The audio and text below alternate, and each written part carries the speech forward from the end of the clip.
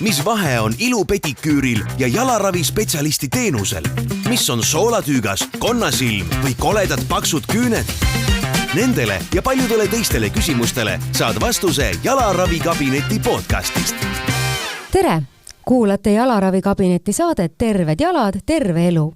Tänases saates võtame luubi alla teema, mis on sageli varjus, kuid puudutab paljusid peresid, ehk teismeliste laste jalavalud ja muud jalaprobleemid.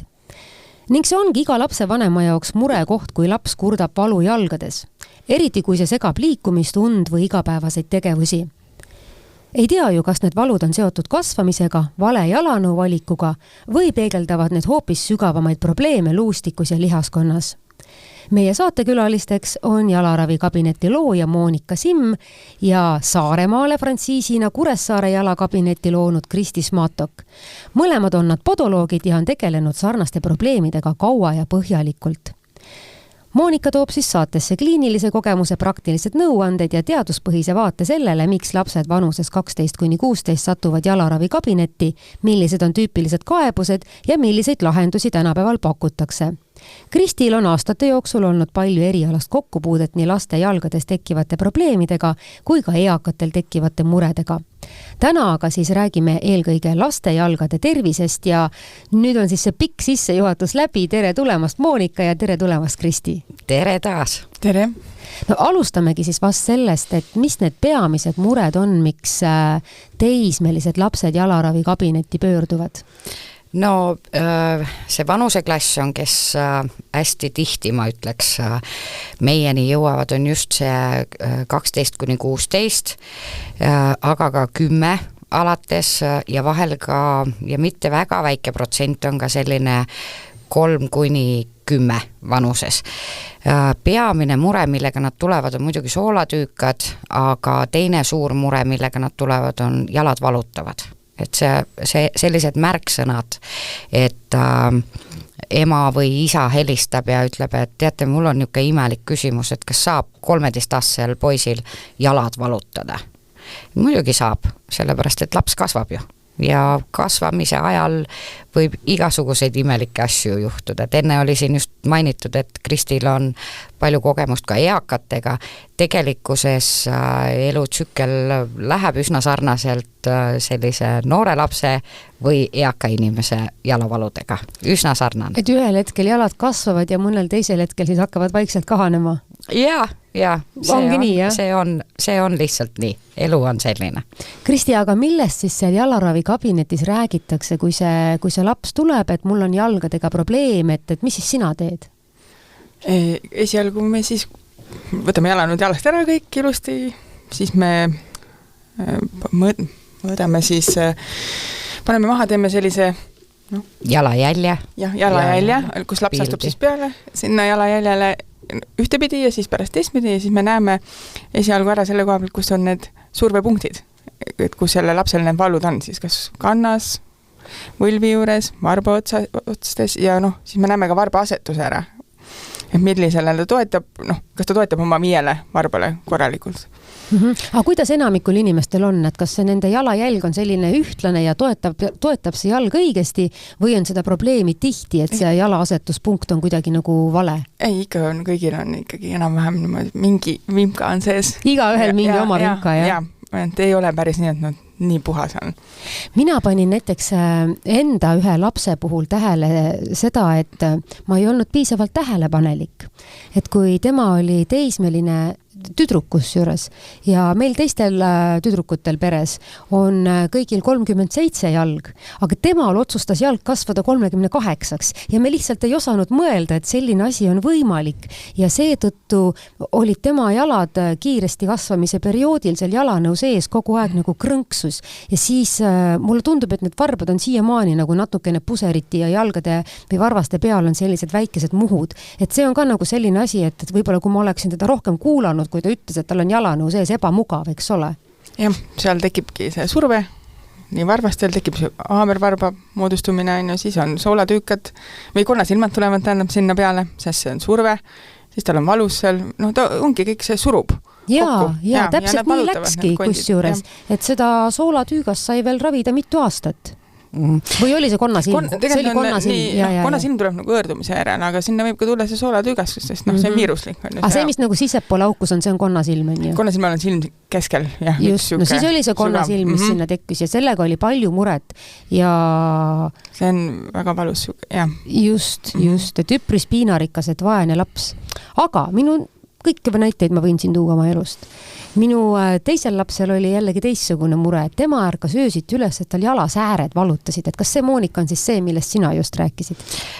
Ja, siin eelmise asja peale veel öeldes, et minu eesmärk oligi sellepärast sellest juttu teha, et lapsevanemad märkaksid, et nad natukenegi keskenduksid ja kuulaksid, et see jalanõu vale valimine, eks ju, et ei märkagi, et et meil on kõigil teistel on see teatud suurus, eks ju, 37, et ega siis ühel ei saa ju olla pikem, aga see on geneetiline, me ei tea kunagi 100% kelle geenid on meie laps pärinud, eks ju.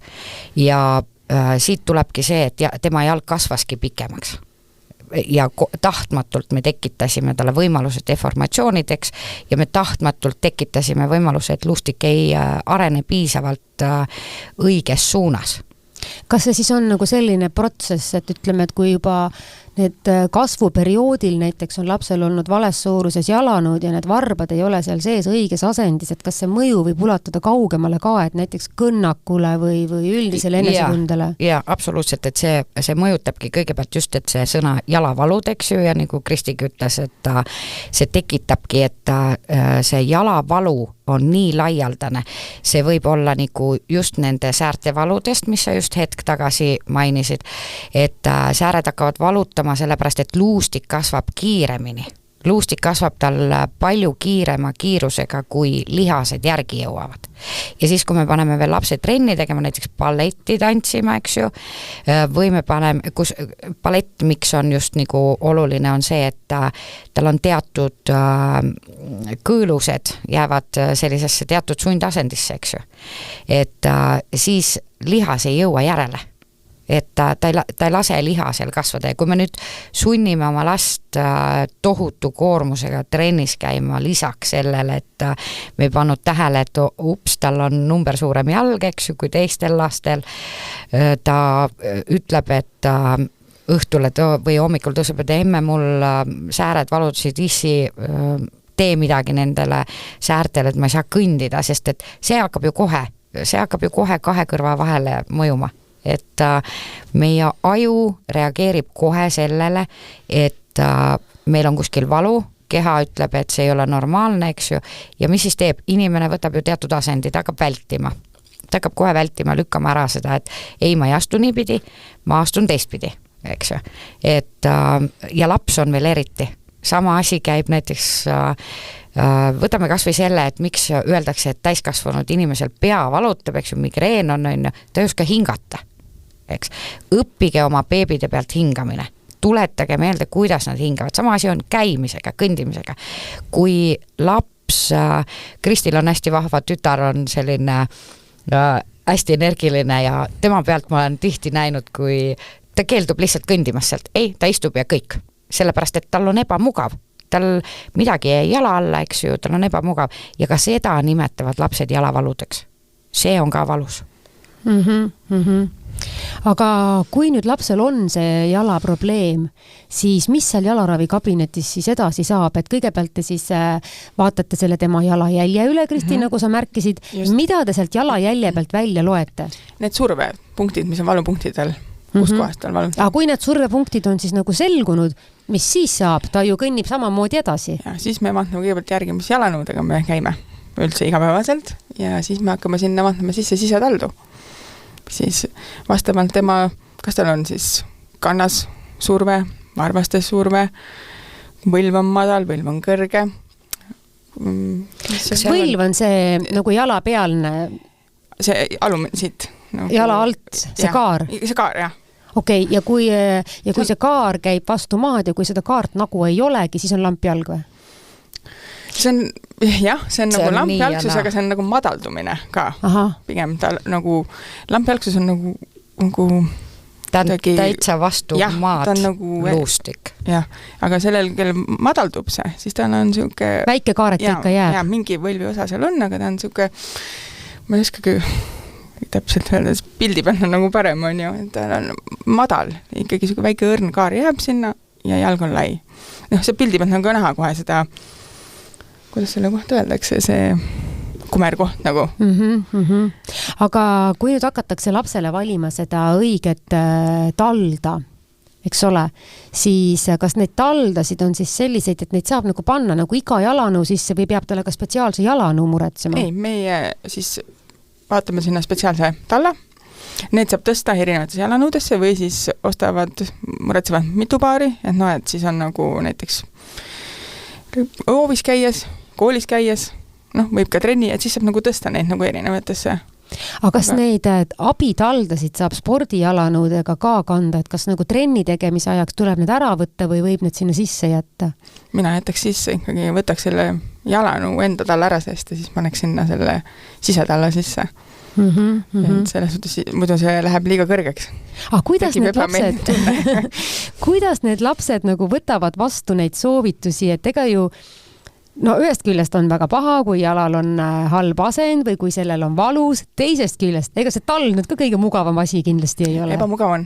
Või nad natukene jonnivad, et see on ebamugav, aga ikkagi lõpuks nad on nõus nad sinna sisse panema ja lähevad kabinetist välja. Mu oma poeg pani need sinna oma jalanõu sisse ja tal on jalg väga ilusti sirge ja enam ei kõnni sisse poole, ei vaju jalad. Tema on väga rahul. Temal näiteks ei valutanud, ta isegi mitte midagi ei ütlenud. On näinud. Mõtlesin, et uskumatu ja laps kõndis kohe nagu sirgelt. Aga alguses kippus tulema kõik probleem. Kõik läksid sisse poole jäändal, ma hakkasin vaatama. See on nagu kutsehaigus, hakkad kõiki jalgu vaatama. Kas on niimoodi kutsehaigus, et käid tänaval ja vaatate, kuidas inimesed käivad? Sa näed, kuidas jalanõud ju käivad. See on täiesti haigus. Monika, kas see on sinul ka niiviisi? On ikka, et see on, kes see klientidest ütles, et te olete professionaalsed kretiinid, eks et ega sellest kõnnakust näeb ära küll, et tihti juhtub nii, et vaatad, et noor laps, kus ma teda näinud olen ja siis kui vaatad natuke rohkem sinna hüppeliigese poole, siis meenutad seda, lõpuks sa ketrad ikkagi kokku, et me käisime temaga, vaatasime need asjad üle, et tal oli päkavalu, okei, tal oli see teine varvas ka juba nii pikaks kasvanud, eks ju, et aga päka alt oli tal ikka päris julm see. Ei, aga näe, tal on päris hästi praegu juba toimiv, eks ju. Nii, et ühesõnaga kõnnaku järgi tunned, Monika, sina oma patsiendid ära? Tunnen küll ja tegelikult võin ausalt öelda, et ma tunnen need kõnnakud ja need jalad ära, aga nimesi ma iialgi kokku ei vii. Nägupidi ma ei tunne mitte kedagi ära, et pigem see klient tuleb, ütleb mulle, tere, et kuidas läheb, on ju, et Monika, et kuule, ma sain su käest abi, on ju.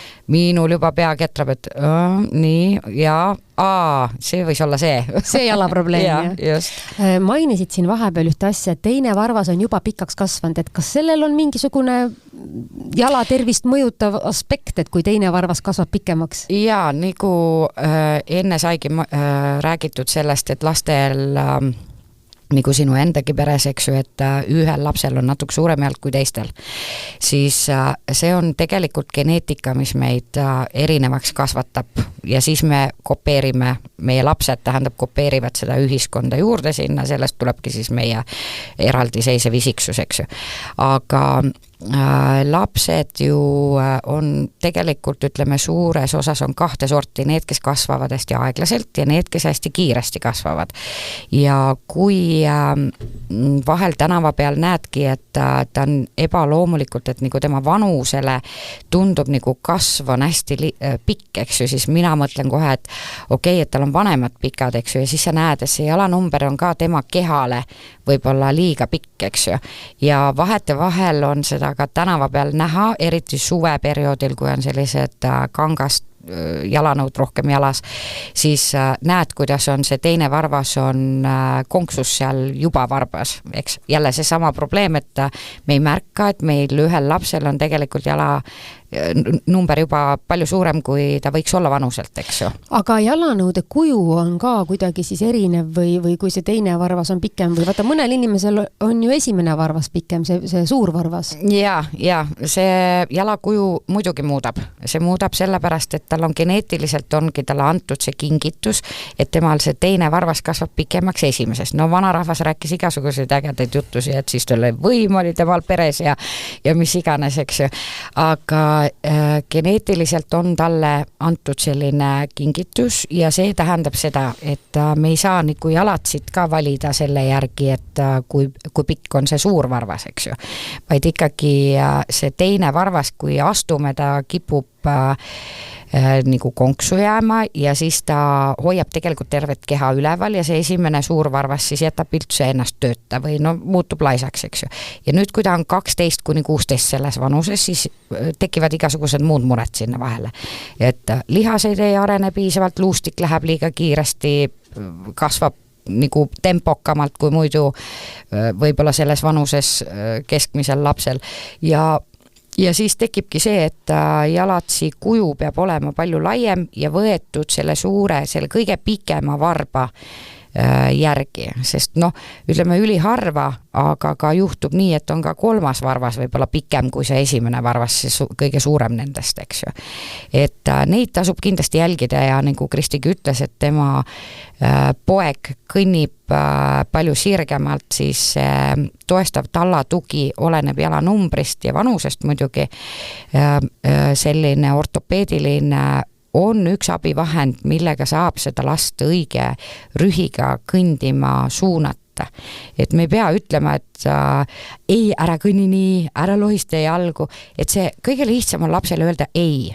Aga lapsevanemana mina olen alati jälle vastupidi oma 3 lapsele ütelda, et miks sa kõnnid niimoodi, aga äkki võib-olla sa võtaksid hoopis, paneksid need kingad jalga ja vaata, kui ilusa sirge seljaga sa tütar mul nüüd oled, eks ju. Et nagu tooge neid andke võimalusi, jah? Vahetusvariante, eks ju. Et laps reageerib sellele sõnale ei alati sellise, et ma ei taha, eks ju. Ei, see on käsk. Trotsiga selline, aga nagu Kristi ennegi mainis, eks ju, et tal poeg lihtsalt otsustas, et okei, et see on hea, natuke aega on valus, võib-olla ebamugav, eks ju, aga täna on täitsa hea olla. Kristi, kas lapse kehakaal võib ka tema kõnnakut ja jalgade heaolu mõjutada? Kindlasti. Aga kuidas? Ta surub kõik jala sinna võlvi alla. Ehk siis surub nii lapsel, täiskasvanul, vanuril, kõigil rasedusega, igapidi me saame surve ja siis madaldumine toimub ja siis ongi. Ja siis on jälle need abitallad, jah? No jaa, see toestab vähemalt, et nagu ei aita ju, ei vaju nii palju, aitab sul õndida õieti, et need tallad aitavad väga hästi. Mul on endal ka need selles võttes koeraga jalutamiseks, nii et mul enam päkki ei valuta, närvi koht. Enne valutas päkki jalutamise ajal ja need tallad aitasid? Jah. Huvitav, minul valutab mõnikord kand. Siis ka aitaksid, ma täitsa huvida. Oleks tulla sinna kabinetti ja vaadata. Ja lapsena mul tõesti oli see säärte kasvamise valu sellel ajal, kui ma käisin trennis. Aga hiljem see kuidagi nagu kadus ära. Osaliselt on see kasvuga ka seotud ikkagi. Ja, just. Me kasvame ja see kasvusport ju. Mismoodi need lapsed peaksid oma jalgadest hoolitsema, et ütleme, mida nad võiksid teha, aga mida nad eriti ei tee? See on väga hea küsimus. Siis number 1 on, mida laps ise teha saab, on õppida jalgu pesema ja kuivatama. See on nagu number 1 ja seda tuleks teha täpselt samasuguse treeninguna. Laste vanemate vastutus on samasugune treening, nagu on hammaste pesemise õpetus, eks ju, et ma võtan selle 2-aastase, panen ta sinna peegli ette, eks ju, ise näitan ette ja annan talle võimaluse teha täpselt sama asi on jalgadega. Et kui ta juba õpib 4-5 aastaselt, tal tekib selline nagu lihasmällu, et ma võtan selle rätiku ja tõmban näpuga sealt varvaste vahelt, kuivatan ära, eks ju. Kui tal see tekib juba varajases nooruses enne, ütleme, kooli minekut, siis tal on kehal ebamugav, ehk siis see keha hakkab nagu ise nõudma seda ja aju annab talle käskluse ja lihasmälu juba mäletab, et okei, ma pidin nii tegema, eks ju, et ta ei lähe ära enne.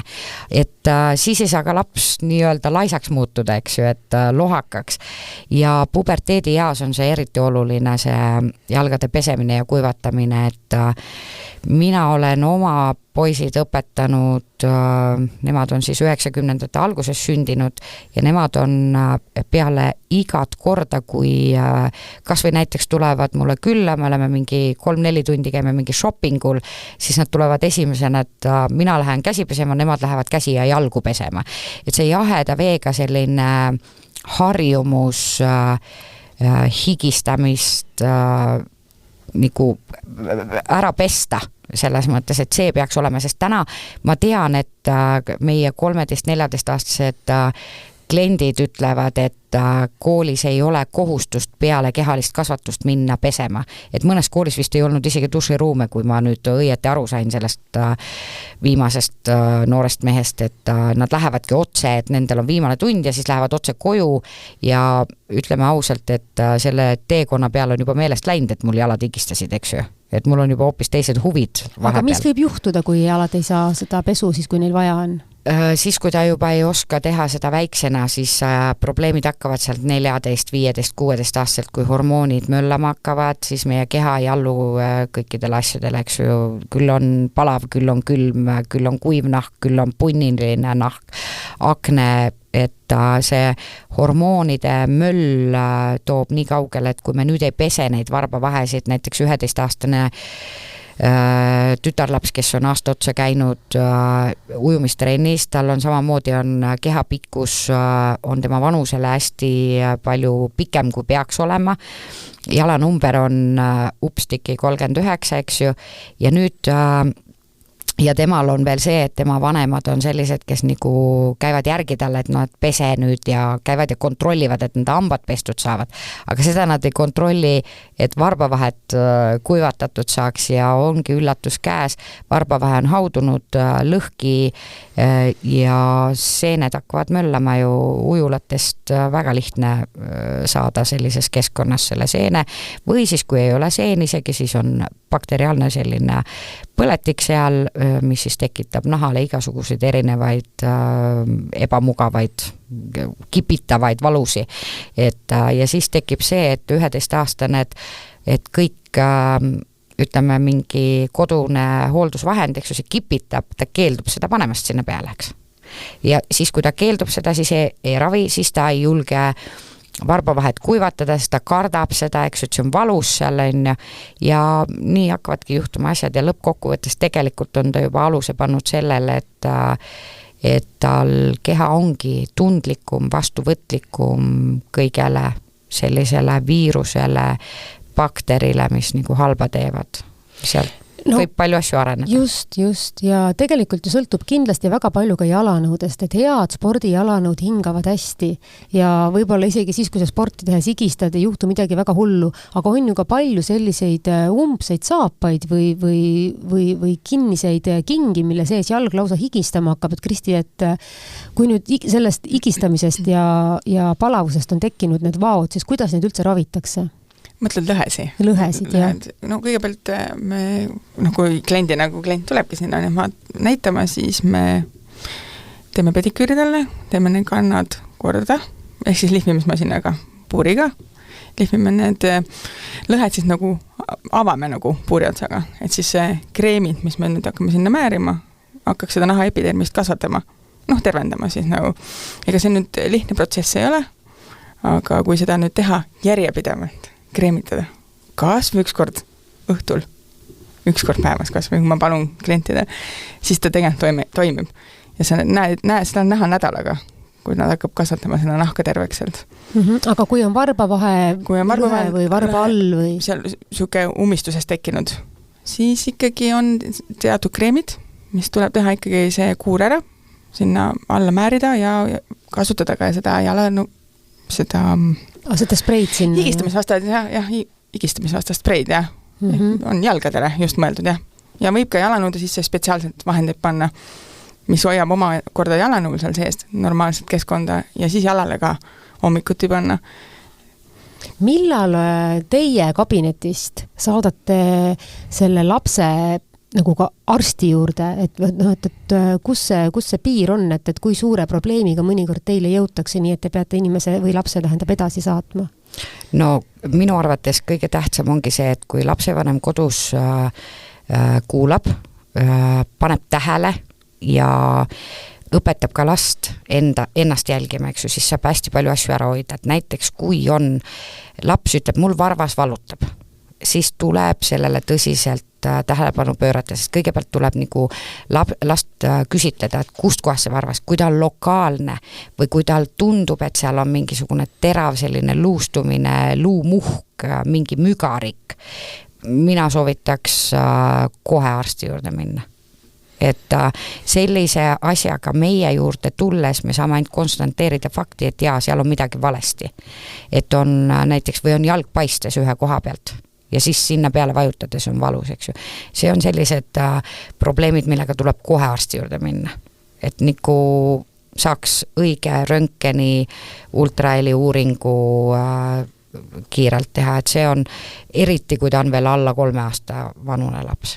Et aga ka kuni 16-17 tegelikult tuleks kohe minna perearsti juurde, kui on see ühe koha peal selline tugev muhk ja see on valus või siis tal on teatud ühe kindla koha peal see valu, et ta näitab, et jaa, vot see koht on siin valus.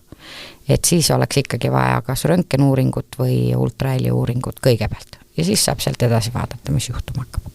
Kui me läheme nüüd veel koolilaste juurde tagasi, siis eks nad jagunevad 2, et need, kes käivad trennis ja need, kes istuvad telefonis. Et kuidas üks või teine võimalus võib lapse jalgade tervist ja läbi sellega tema üldtervist mõjutada? No nutimaailm on selles mõttes nagu õudne maailm, et kui ta, mida me isegi näeme, et näiteks lapsevanemal on laps kaasas, ta ise on hoolduses ja siis see laps istub seal teatud asendis nutitelefonis, eks ju, ja kujutage nüüd ette, kui ta päeva jooksul 10 tundi selles ühes asendis on, mitte ükski kõõlus ei veni, mitte ükski lihas ei kasva, tal tegelikult on see sundasend ju täiesti, ta paneb arengu seisma. Et laps areneb, lihased, luustik kasvab ainult siis, kui ta liigub. Et ja teiseks see nutimaailm on üldse selline maailm, mis jah, seda peaks olema, see võiks olla, see on äge, et meil see on, aga füüsilist poolt ei saa lasta lastel nagu tähelepanuta jätta ikkagi see lihasareng jääb nii nagu aeglaseks ja kiduraks, kui ta päev otsa istub teatud asendis. Ja teine asi, silmad väsivad, eks ju, õlad tulevad ettepoole, tal tuleb küür selga, kui vaatad tänava peal puberteedi eas seal, ütleme 12-14, see on silmaga täna torkab täiesti teravalt kohe silma see, et neil on õlad eespool, selja, ütleme siit ülevalt lülisambast lähme siis nii-öelda sinna rinnahoidja kohani, eks ju, et no poistel ei ole küll rinnahoidja kohta, aga piltlikult öeldes siia tiivakontidest natukene võib-olla allapoole, et vot siit lülisambast ülevalt kuni sinna tiivakontide allapoole natuke, sinnamaani tekivad kohe sellised muhud, nad on sellised mügarikud, on need lihased, ei ole absoluutselt veninud. See on kõnnakust näha, nad enamus nendest, kellel on õlad ettepoole, käivad jalad nagu varbad väljapoole ja kannad sissepoole. Ja see on kõik sellest nutitelefonist. Ei oska nagu sellist seost esmapilgul üldse luuagi. Sest kui te võtate kätte, ma võtan praegu füüsiliselt, eks ju, siis ma istun vot niimoodi. Sellises olekus, eks ju. Mul on ta niimoodi. Ühesõnaga, sul on telefon käes ja sul õlad automaatselt lähevad ette, just. Ja sellega seoses siit tagant, eks ju, tiivanukkide kõrval, see selgroo kõrval olev lihas, vot see ei veni, sest ta on konksus see laps, eks ju. See ei veni ja siis sellest tekivad sellised küürud selga. Ja kõnnak muutub. Seda kõnnakut nüüd, kui sa välja tõid, siis Mulle tuli pähe see, et mõnikord ma olen näinud, et väikesed lapsed kõnnivad nagu varvaste peal, et kas see on ka see asi, millega jõutakse teie kabinettidesse või siis peaks sellega pöörduma lastearsti poole või füsioterapeudi poole, et mis probleem see niisugune on? No seal võib ka olla erinevaid põhjuseid, eks ju, et kui ta seal on, ütleme, alles kõndima hakkav laps ja ta kipub varvaste peal käima. Teatud mõttes see ei ole halb, aga kui ta liiga pikalt ainult varvastel kõnnib, siis tasuks proovida lastega niisugused mänge mängida, et kõnnime kandade peal, eks ju. Et see jälle kõõlused ei arene piisavalt, nad ei veni piisavalt, ei anna nagu järgi ja sellest siis tekib, nagu Kristigi enne mainis just, et see piki võlv ehk siis see kaar, jala luud ei hakka tõusma, ehk siis seda kaart ei kipu tekkima ja nii jääbki selline madaldumine, et ta nagu tahaks tõusta, aga kuna lihased ei tööta, siis sealt tekib ka see põhjus, et miks lapsel ei ole see kaar õigesti välja arenenud. Aga see ei ole enne probleem, kui ta ütleme seal 3-4 ikka kipub veel, kui ta 3-4 aastaselt veel kipub ikkagi enamalt ja alt varvastel käima, et siis tasuks ikkagi arsti juurde minna. Seal võib olla närvisüsteemis midagi, mis on valesti lihaskonnas, midagi, mis on valesti, et mida ei ole võimalik nagu ümber õpetada, aga esimese hooga ei ole see probleem. Kui ta juba kestab pikemalt, siis on vaja kohe arstile minna, et ikkagi ortopeedide ja perearstidega nõu pidada. Räägime, Kristi, sellisest tavalisest asjast ka, nagu küünte lõikamine, et kas lapsed peaksid ise hakkama saama oma küünte lõikamisega või peaksid vanemad või millistest reeglitest lähtuda, kui me räägime küünte lõikamisest varbaküünte puhul? Vanemad võiksid ise lõigata, aga võiks ka usaldada last need lõikama, et vaadata, et ta neid õieti lõikab. Minu väike tütar lõikab endal ise. Siiamaani on kõik ilusti. No mis reegleid sa oled talle õpetanud, et kas varbaküüsi lõigatakse kandiliselt või ümaralt? Mina lõikan ikka nagu natukene otsast kumerad, et nad ei hakkaks sinna sisse kasvama. Ei jätaks kandiliseks. Ja jumala eest, et nad ei sikutaks neid ära. Juhtub sellist asja? Need teevad need pubertid ja nad lihtsalt sikutavad need küüs. Nad tunnistavad kabinetis, kui neil on sisse kasv, mis on veritseb nagu, et ma ei lõika neid. Ma sikutan neid küüsi maha. Lõikamise asemel ta sikutab lihtsalt maha selle. Oi, see kõlab küll hirmsalt. Ja siis jäävadki sinna need nurgad sisse, mis on teravad. Ja siis meie kodus jälgime, et küün oleks ilusti kumer. Nii et nad ei vaevu otsima tange ega kääre, vaid nad lihtsalt rebivad küünel ühe kihi maha. Nad tunnistavad täitsa kabinetis, jah. Ja. Et sellepärast on seal ka see kasvab sisse ja veritseb ja paistetab ja terav nurg jääb sisse. Lapse vanemana ei pruugi osata üldse mõeldagi, et tegelikult peab oma laste varbaid vaatama. Me peaks vaatama need, jah. Just. See on see rebimine, mul tuleb üks näide meelde, kui hästi asjalik noor mees, ta vanuses oli 12-14 selline, tema on sportlane, tema käib jalgpallitrennis, eks ju. Nii, minul kohe hakkas häirekell tööle, jalgpallitrenn, sisse kasvanud küüs. Ja siis, kui hakkad küsitlema, kuidas sa kodus küüsi lõikad. Ei no, kes mind ikka õpetas enne. Et ma vaatasin YouTube'ist ja siis ta sõna otseses mõttes lõikas suure varba sisemise nurga, väikse sälgu ja siis ta sikutas, rebis selle küljest ära sealt. YouTube'is õpetatakse sellist asja? YouTube'is olevat õpetatud sellist asja. Et hiljem, kui me siis ilusti harjutasime seda, ma näitasin, kuidas kuna jalgpallist ta loobib, eks ju, lööb palli, siis ta põrutab oma küüsi niikuinii ja neid peab kaitsma. Seal peaks olema natukene selline, ütleme, lapsevanemad võiks kontrollida, et kelle lapsed jalkat või jalkat mängivad või balletti tantsivad, et ta natukene oleks sõrmega tunda siit pealt, et ta ei oleks täiesti lühike, aga et natuke oleks ikkagi sõrmega tunda selline tasane varba otsaga, sest siis ta kaitseb seda varvast, ta ei tule nii kergelt pealt ära. kui ta on lühem, siis ta toksivad teda veel rohkem ära ja ta tuleb lahti ja läheb siniseks ja mis iganes koledaid asju, eks ju. Aga jaa, see noormees ütles, et tema õppis YouTube'ist, tegi sälgu sisse ja tõmbas, rebis enda poole. Et ja see kõlab nii hirmsalt. Ja mul oli ka selline tunne, et miks sa teed endale haiget, eks ju. Aga kui me õpetasime, kuidas tuleks esimese hooga sirgelt ja siis nagu Kristigi ütleb, ääred kumeraks, kas siis viilida või natuke lõigata, seda saab lapsele õpetada. Kas küüsi peaks lõikama pigem tangidega või pigem kääridega? Sõltub küüne tüübist. Mul meeldivad käärid ikkagi.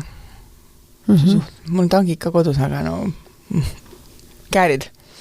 No Need on ikkagi teistmoodi, nad ei ole nagu käärid ka, nad on nagu tangid, mis on nagu kääride moodi. Selles mõttes need, kuidas? Siuksed nagu vähe tugevamad, et mitte need päris need pisikesed küünetangid, mis vanasti müüdi. Nüüd nagu sõrmeküünte oma on sõrmeküünte oma, see on jah, see sobib sõrmeküüntele, aga see on nagu varbküüntele. Nad lõikavad väga hästi. Palju paremini kui need tangid, mis on nagu vanad kosmeetikakarvis. Kas teil seal jalaravi kabinetis on ka neid küünelõikamise tange või te peaksite need alles võtma endale müüki? Ei, meil on tegelikult. Ja meil on, oleneb nüüd kabinetist, et praegu peast ei mäleta, kas kõigis on, aga viimati osteti ühed Rakverest igal juhul ja Rakveres, aga need on ikkagi rohkem tegelikult mõeldud täisealisele inimesele, et laste peale me ei ole veel nii palju keskendunud nende küünte, me õpetame nagu vanemaid tegema. Aga et see puberteet, ta kindlasti tahab olla täiskasvanud. Ja kui sa oled puberteet, siis sa võib-olla igal juhul, mõnele võib-olla meeldib, kui vanemad küüsi lõikavad, aga mõnele võib-olla ei meeldi ka ja siis võibki ju juhtuda, et kuna ise ei oska, siis YouTube'i järgi rebib. Jah, nii ta kahjuks on, et see YouTube on teatud mõttes hea, aga vahetevahel ei ole ta ikka päris õige, et võiks küsida siis vanemad. Ja kui vanemad ei oska, ütleme, õpetada, on ka sellised, kes lihtsalt ei oska, nad ei tea, mina ka ei oska kõike oma lastele õpetada, eks ju, siis küsige abi. Et küsige, meil on Messenger töötab, telefon töötab, saab tulla ütleme tööpäeval uurima, et kas on üks hetk aega, me saame ju näidata. Meie uksed ei ole lukus. Mul on selline küsimus ka, et kas meie laste jalad on puhtad? Mis sina, Kristi, arvad? Nii ja naa. Just. Et on ja ei ole. Suvel on tolmusemad. Jaa, aga ei, tegelikult nad on 24 tundi oma jalanõudes, nad vist magaks ka nendega, tegelikult päriselt. Nad võiks koolis kanda ikkagi plätusi, mis on lahtised. Sandaale või midagi sellist? No kui ei taha sandaali, siis on need plätud need pealt, kuidas nende kohta öeldakse, ongi lihtsalt plätu. Pangu need koolis jalga. Et kõik on parem, kui päevad sa välis oled siis. See on nõudne tegelikult. Kuidas nad ummistavad, suruvad kokku neid sinna. Põhiliselt mõtlen see 24 tundi. No ja küll nad magavad ilma, õnneks meil vist magavad ilma nendega. Ja lõhn, mis sealt nagu teatud. Jah, kuidas nad olla saavad nendega, nende jalgadega. Need ei sega absoluutselt. Kannad on, ütleme nii, et muidu tuleb see 12-14 tütarlaps, ta on ilusti, kõik soeng on korras, vastavalt vanusele kõik ilusti, kõik hästi, eks ju. Meigitud ja sõrmeküüned ja ripsmed ja... Just. Ja vahel isegi ei ole neid ripsmeid ja sõrmeküüsi, aga ta on ilus ja puhas, eks ju. Ja siis, kui me võtame sokid või sukapüksid jalast ära, eks ju, siis varbavahed on korpas. Aga mul ei ole keegi öelnud, et ma pean neid vahelt kuivatama või pesema. Et isegi nagu selline tegevus, et ujulas nad käivad, see leotab varbavahed lahti, eks. Aga kui me kodus käime ja me ujulas ei käi, kõik lapsed ei käi trennis, eks ju. Ja kui me kodus ei pese duši all sõrmedega sealt varbavahelt, siis sinna tahtmata tekivad sellised korbad. Et Kristiga sama meelt, et ei ole alati. Kõige puhtam. Me rääkisime ühes saates kannalõhedest ka, siis me lastele ei keskendunud ja nüüd mul tekkiski küsimus, et kas lastele võivad tekkida ka kannalõhed, et mina tegelikult mõtlesin, et see on rohkem selline, et kui inimene eakamal eluperioodil võib-olla hakkab nahk kuivaks jääma ja siis tal on häda nende kannalõhedega. No ülekaal, et sellises, kui me räägime praegu 12-16, eks ju, et erinevalt sellest geneetikast ja lapse, ütleme, arenguastmest, kui kiiresti või kui aeglaselt ta kasvab, ikkagi kehakaal muutub. Ja kui see kehakaal läheb ikkagi väga suureks ja siis on veel teatud taustaga haigused, mis lastel välja löövad alles, et mis tekitavad selle suure kehakaalu, siis on küll kannalõhed. Siis on. Et kui ta on, ütleme, ma võin piltlikult tuua sellise näite, et 12 oli see noor neiu, tal oli hormonaalne häire, mis tekitas tal selle, et tal tekkis liigne kiire rasvumine, tal ei aidanud ükski trenn, ükski toitumine, sest et tal oli hormoonides asi. Ja ta kosus, ta oli 1,40 m ja ta kosus 70 kiloseks ja vot temal olid kannalõhed. Et ta pressib lõhki selle, eriti kui see hormonaalne probleem on see, ja siin peaks lapsevanemad jälle vaatama, et kuidas on lapse käed, milline on see nahk, eks ju, kuidas on lapse jalgade nahk, sest kui mingisugusel ajahetkel tegelikult ei ole normaalne, et tal on kuiv nahk 12-aastaselt, see ei ole normaalne, siin on alati mingi põhjus taga. Et laps ei saa selles mõttes olla nagu vana inimene, et kellel on taustal kas või pool elu ibuprofeeni söönud, eks ju. Et see ju kuivatab nahka. Et temal ei ole normaalne, siis on alati põhjust minna arsti juurde.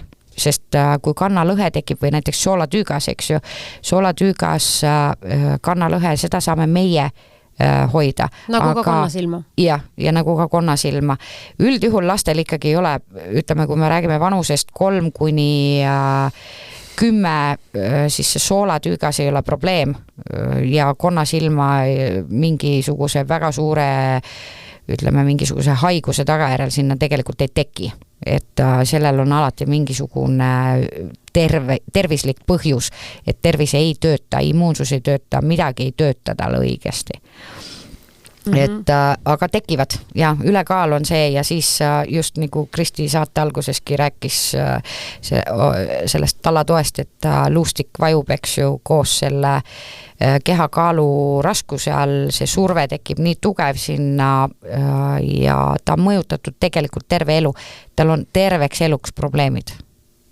Kui meie lapsevanemana ei tee koos temaga, kas või ei mängi temaga, me ei pea teda sundima, me saame läbi mängude lapsele läheneda nii, et tal tekiks lihasmälluse harjumus. Kui rääkida nüüd sellest laste ühest väga levinud asjast, millele me siin täna juba tähelepanu pöörasime, ehk siis kasvamisega seotud jalavaludest, siis kas mingisugused trennid või liikumisviisid või harjutused on sellised, mis nagu aitavad natukene last sellise probleemi puhul? Kristil oli head mõtted siin. Et no ikka, jalavõimlemine on mänguliselt, näiteks pliiatsid tõstmine varvastega, siis on niisugune paljajalu kõndimine, on looduslikel pindadel nagu hästi palju. Et õiged need jalanõud on niikuinii, on ju, sõnarõhk on jalanõudel, on ju, aga palliga mängimine, masseerimine, mudimine, see tallalt, nagadega pallid on.